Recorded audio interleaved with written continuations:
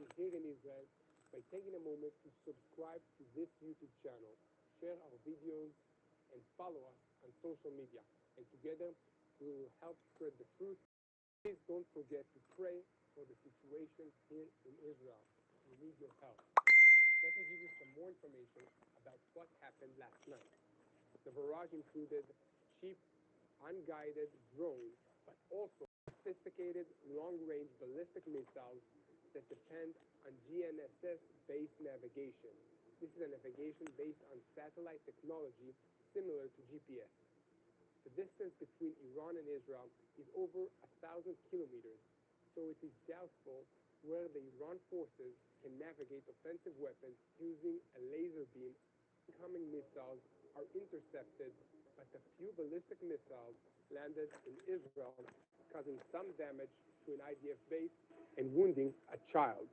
I'm Yair Pinto, and this is your Boots on the Ground report on what is happening in Israel on the 191st day of the war against Hamas, Hezbollah, and now directly against Iran. I will start with an important message. Not a single drone or cruise missile launched by Iran hit their targets in Israel, and most of them were shot down outside the country's borders. The IDF is still on alert, but at the moment, no further threats are visible on the way to Israel. In this unprecedented attack, Iran, for the first time, launched attacks against Israel from its own territory, including 185 drones, 36 cruise missiles, and 110 surface-to-surface ballistic missiles. Additionally, missiles were fired at Israel from Iranian proxy groups in Yemen, Syria, Iraq, and Lebanon. Air raid alarms were activated in Jerusalem, Beersheba, Dimona, Judea and Samaria, the Golan Heights, and other places, all at the same time. Throughout the night, Hezbollah also launched several barrages of rockets from Lebanon towards the Israeli communities in the north. Israel had warned Iran that it would respond significantly to any such attack, while Iran said that this move was revenge for the assassination of Hassan Mahdavi, and that, as far as it was concerned, if Israel did not respond, the matter is closed. The matter is closed after the citizens of Israel woke up at 2 o'clock in the morning to run to their shelters. The Air Force intercepted several incoming missiles outside the borders of the Jewish state. But the threat has not passed. The IDF is still in full with dozens of planes in the air. Most of the threats have been intercepted, but I repeat, we are not taking any chances. The President of the United States, Joe Biden, spoke to the media late in the evening in Washington, saying that U.S. military had shot down many of the missiles headed towards Israel. Earlier today, Iran and its affiliates operating from Yemen, Syria, and Iraq launched an unprecedented air attack against military facilities in Israel. I condemn these attacks in any form, Biden said. At my direction, to support the defense of Israel, the U.S. military has deployed ballistic missile defense aircraft and destroyers to the region over the past week. Thanks to these deployments and the extraordinary skill of our service members, we have helped Israel to shoot down almost all the UAVs and missiles that were launched. Biden spoke about his conversation with Prime Minister Benjamin Netanyahu earlier tonight. I just spoke with Prime Minister Netanyahu to reaffirm America's commitment to Israel's security. I told him that Israel has demonstrated an extraordinary ability to defend itself and defeat even unprecedented attacks, and this is a clear message to its enemies that they cannot threaten Israel's security, he said. At this moment, I would like to ask you to help us spread the truth about what's happening here in Israel by taking a moment to subscribe to this YouTube channel, share our videos, and follow us on social media. And together, we will help spread the truth. And please don't forget to pray for the situation here in Israel. We need your help. Let me give you some more information about what happened last night. The barrage included cheap, unguided drones, but also sophisticated long-range ballistic missiles that depend on GNSS-based navigation. This is a navigation based on satellite technology similar to GPS. The distance between Iran and Israel is over 1,000 kilometers, so it is doubtful where the Iran forces can navigate offensive weapons using a laser beam or special navigation. The GNSS-based navigation is also not possible since the IDF has the ability to shut down GPS tracking in Israel, which they do when they believe there is a high chance of an incoming missile attack. The Iranians attempted to use a tactic of using a swarm of cheap, unguided UAVs to keep the Israeli air defense busy, while more sophisticated ballistic missiles were also fired. But the IDF air defense system was up to the challenge. The system included multiple layers of active defense, including the Arrow 2 and Arrow 3 systems for long-range ballistic defense, the Patriot and David Sling systems for mid-range defense, and the Iron Dome system for short-range defense. In addition, there are many electronic warfare systems to jam the guidance and communication systems of incoming missiles. It is also important to note that a ballistic missile from Iran takes about 12 minutes to reach Israel, a cruise missile about 2 hours, and an anti-tank missile about 9 hours. As soon as the launches were detected, the U.S., Israel, and our neighbors in Jordan had time to send up aircraft armed with air-to-air missiles that could intercept 99% of the incoming missiles and drones before they even got close to Israel. Yes, we want to give a warm thank to you, Jordan, for putting your aircraft and pilots at risk to help us intercept these missiles that were fired at Israel. Jordan is a major ally of the United States, and it has a peace treaty with Israel and has long been a responsible actor in this region. Iran's Army Chief of Staff Muhammad Bakari threatened Israel, saying that if Israel responds, our response would be greater than tonight's attack. According to him, we used an attack with ballistic missiles and cruise missiles. The operation was designed to attack the airbase from which the Israeli planes that attacked the consulates were launched. There were direct hits. We only aimed for the bases. We sent a message to the U.S. If you cooperate with Israel, your bases will not be safe. The commander of the Revolutionary Guards, Hussein Salami, added, Tehran will respond to any Israeli attack against its assets, officials, or citizens. Israel must learn the lesson from what happened. I would like to ask you to take an active part in spreading the truth. Support our work through the link that appears in the bottom of the screen. Please donate to us so we can bring you additional videos and help you know what is happening here in Israel, especially during this time. While Iran was shooting at Israel, Hezbollah, Iran's terrorist proxy organization in Lebanon, has joined in the party. Hezbollah fired several barrages of rockets at Israel's north, setting off alarms in the upper Galilee. In response, the Israeli Air Force launched attacks on Hezbollah positions in the Tufah region in the south of the country, which has never happened before, according to sources in Lebanon. Again, please subscribe to this YouTube channel and help us spread the truth of what is happening here in Israel. We need your help and we need your prayers. Switching focus to the Gaza Strip once again, the Lebanese newspaper El Akbar, which is affiliated with Hezbollah, reported today. Are you wondering how much it will cost you to start up a company in Dubai or anywhere in the UAE? Check out our cost calculator. That the leadership of Hamas does not wish to continue further discussions on a ceasefire deal. According to them, the talks will be frozen as long as there is no progress in Hamas's demands for the end of the war and the withdrawal of the army from the Gaza Strip. The head of Hamas's political bureau, Ismail Haniyeh, whose 3 sons were neutralized in the Gaza Strip this week, told the Hezbollah-affiliated El Mayadeen network that the Israeli media said they neutralized my children and grandchildren to pressure Hamas to change its position in the negotiations. This will not happen. We stick to the demand to declare a permanent ceasefire, a complete withdrawal, and the return of the displaced to their homes without restriction. Without these conditions, we will not enter into a deal. So much for Hamas. Let's take a look at what some more important players are up to. The missile attack on Israel resulted in unequivocal responses from leaders of several countries, including the United States, Canada, Germany, the Netherlands, and the Czech Republic. Even UN Secretary General Antonio Guterres, who has often spoken out against Israel, condemned Iran for this attack.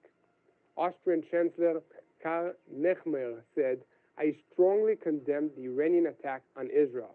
Austria stands by Israel, and we call on Iran to immediately stop all hostilities." The French Foreign Ministry issued a statement saying, "France strongly condemns the attack launched by Iran against Israel. Its decision on such an unprecedented action is another step up by Iran in its destabilizing actions. France reaffirms its attachment to Israel's security and promises that it will stand by it." German Chancellor Olaf Scholz said, "Tonight's attack on Israeli territory by Iran is irresponsible. We stand by Israel."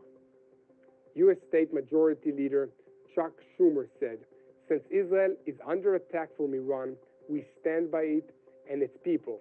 The United States will do everything we can to support Israel's defense against Iran." Argentinian President Javier Milei also spoke up, saying, "We express our unwavering solidarity and commitment to the State of Israel of the aggression of the Islamic Republic of Iran.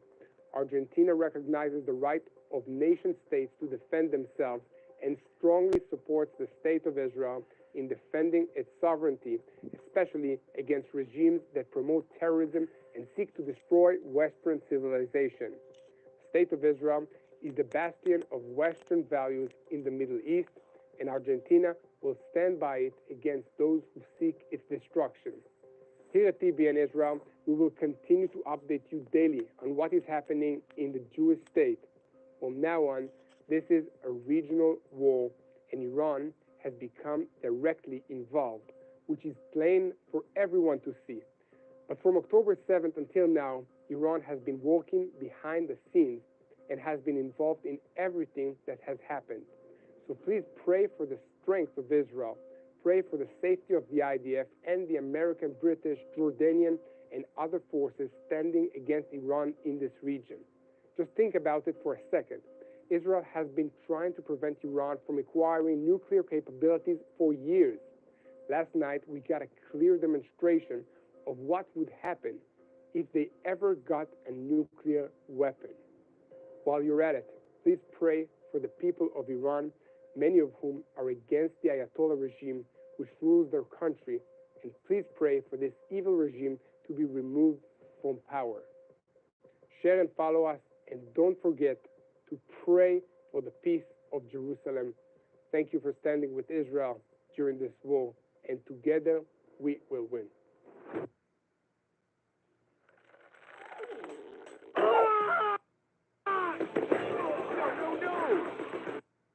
Israel's air defense system gave a historic performance in the face of the largest single barrage of missiles and UAVs faced by any country in the world. I'm Yair Pinto, and this is a special edition of Boots on the Ground that gives you a report about Iran's attack on Israel. Late Saturday night and into Sunday morning, the Iranian Islamic Revolutionary Guards Corps fired a barrage of over 300 weapons at Israel. This barrage included rockets, UAVs, and special missiles. About 185 were UAVs, while another 36 were cruise missiles and 110 were ballistic missiles. None of the UAVs or cruise missiles penetrated Israeli airspace, being intercepted before they got here. Only a handful of Chivar Ha'er type of ballistic missiles got through, causing minor damage to the Nevatim Air Force Base in the Negev. The IDF spokesperson's office acknowledged the damage, but said it had not affected the operational activities of the base. Most of the slow-moving UAVs, which required over 2 hours of flight time from their bases in Iran before they even came close to Israel were intercepted in the skies over Jordan, Iraq, and Syria by warplanes from the US, UK, and Jordan with help from Saudi Arabia. American, British, and French warships sailing in the Red Sea also reportedly shot down a large barrage of missiles and drones fired at Israel from the Houthi rebels in Yemen. The few UAVs which managed to get through were intercepted over Jordan by the Israeli Air Force. These UAVs are the Iranian-produced Sahab 238 type, an improved version of the Shahed 136 drones which have been used by the Russians to bomb Ukrainian cities. This UAV presents a difficult problem for modern jet fighters who fly at a very high speeds, and they are designed to confront other jets that also fly at very high speeds. By contrast, these UAVs are small and slow aircraft, giving them a radar signature which is difficult to track. However, Israel's F-35 Adir aircraft have a special radar system and missiles designed to confront these UAVs, but a plane carries a limited number of such missiles, especially when it is in a stealthy configuration. Nonetheless, the job was completed. An even greater challenge was the interception of the cruise missiles, although they were all destroyed outside the country's borders. These are missiles with a zero radar signature, but despite this, the Air Force fighter jets were able to both locate them and destroy them. The ballistic missiles were intercepted by Israel's multi-layered air defense systems, which included the Arrow 2 and Arrow 3, Magic Wand, and David Sling systems. This is the first time that the country has successfully dealt with swarms that included more than 100 unmanned aerial vehicles and the launch of about 30 cruise missiles. For comparison, the Iranian attack on oil facilities in Saudi Arabia in 2019 included 17 unmanned aerial vehicles and 4 cruise missiles, and they were not intercepted. Israel's air defense systems and the IDF's ICT system could never have expected such a dramatic live-fire exercise. The technological and operational lessons drawn for this event will be studied by the engineers and technicians for years to come. Please help us spread the truth by taking a moment to click the follower button, subscribe to this channel, share our videos on YouTube, and follow us on social media so that together we can spread the truth. What happened last night is, in Israel's opinion, a clear example of how the defense capabilities that was demonstrated by Israel and the alliance with the United States has the necessary deterrent effect against Iran and its proxies. The international media reports on this incident deal extensively with the fear of a regional war, as well as Israel's close cooperation with its allies and its successful interception capabilities. News portals around the world highlight the Israeli statement that 99% of the missiles and UAVs were intercepted. On the website of the New York Times, one of the most important media outlets in the world, the headline was "Israel reports minor damage after Iran's major attack." The newspaper stated that if Iran's goal was to punish Israel and isolate it, it seems that it did not achieve it. CNN noted that the Iranian attack is a scenario that Biden has been trying to avoid since October 7th. It is not clear what will happen next. CNN website said Biden has nothing to maneuver between continuing aid to Israel and preventing a flare-up in this region. In CNN's coverage, as in other prominent media outlets in the world, it was emphasized that the attack was unprecedented, with a CNN reporter telling viewers, "I haven't seen anything like this," as large numbers of intercepted weapons could be seen and heard exploding in the skies over the city. And in the UK's flagship news portal, The Guardian, it was noted that the war that has been going on for years in the shadows has now become open. The prospect of a major regional war in the Middle East hangs in the balance this morning when Netanyahu's war cabinet is scheduled to meet and decide on Israel's response to Iran's missile and drone attack. The Guardian wrote, noting that the decision will be made by Netanyahu, Defense Minister Yoav Gallant, and Minister Benny Gantz, three rivals, that now the fate of the region is in their hands. IDF spokesman Rear Admiral Daniel Hagari told the Iran International Channel in Arabic, "We will respond to the attack with actions, not words. The war cabinet will discuss the possible courses of action in response to the Iranian attack, as well as how Iran will respond to such an Israeli attack." In another important development, Defense Minister officials explained that a significant portion of the ballistic missiles were intercepted outside the atmosphere with Arrow missiles. There were also ballistic missiles that were intercepted using a David slingshot outside the country's border.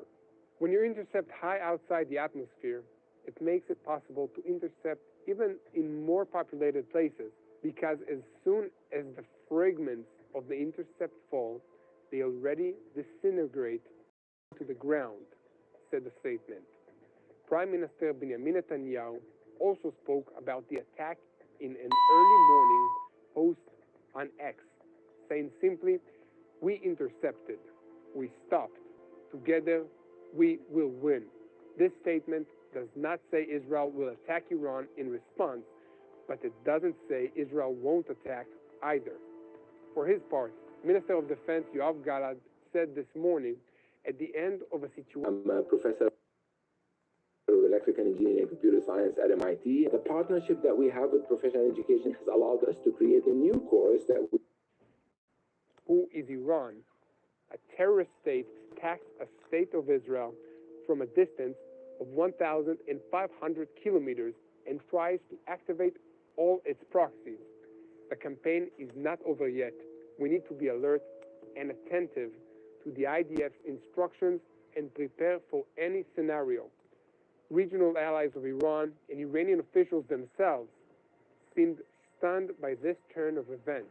Security forces in Yemen told the Sky News network in Arabic that the Houthi rebels have placed dozens of missiles and UAVs in full readiness in case Israel decides to respond to the Iranian attack. The Iranian news agency Maher reported that several airports throughout the country, including in the capital Tehran, canceled domestic flights until tomorrow morning.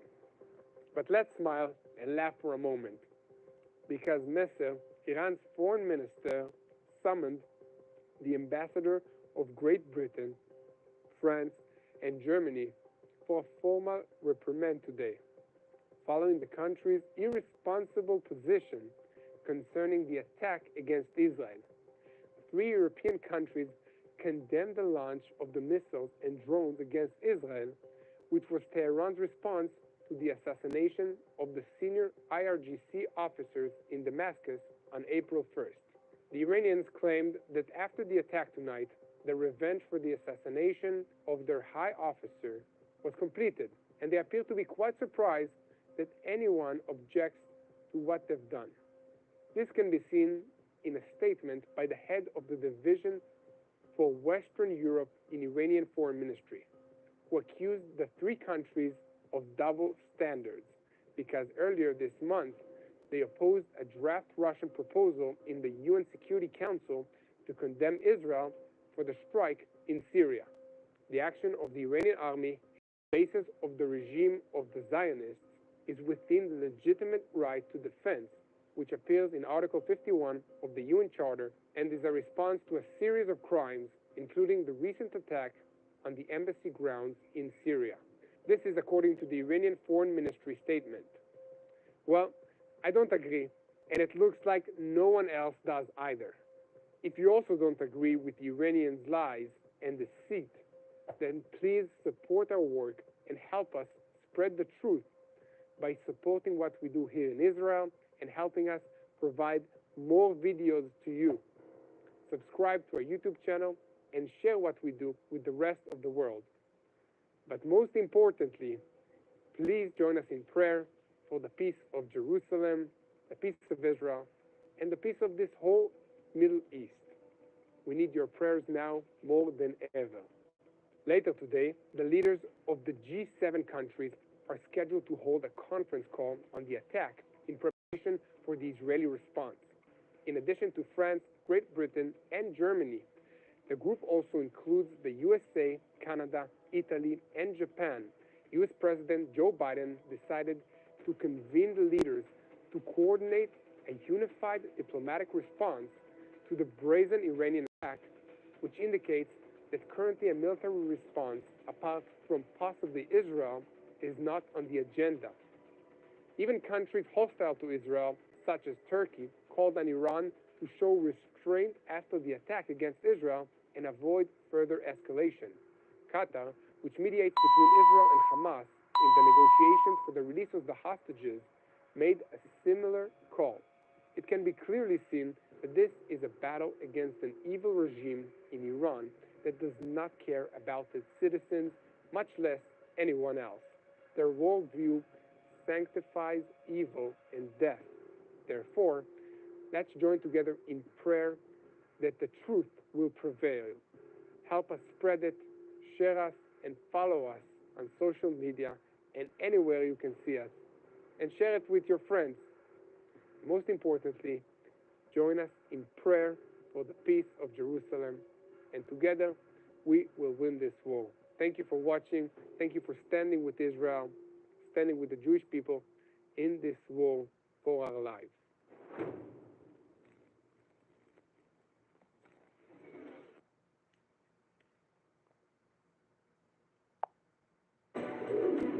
This evening on I-24 News. International pressure on Israel to not respond to the overnight Iranian attack, but some factions say that no response would be an existential threat to Israel.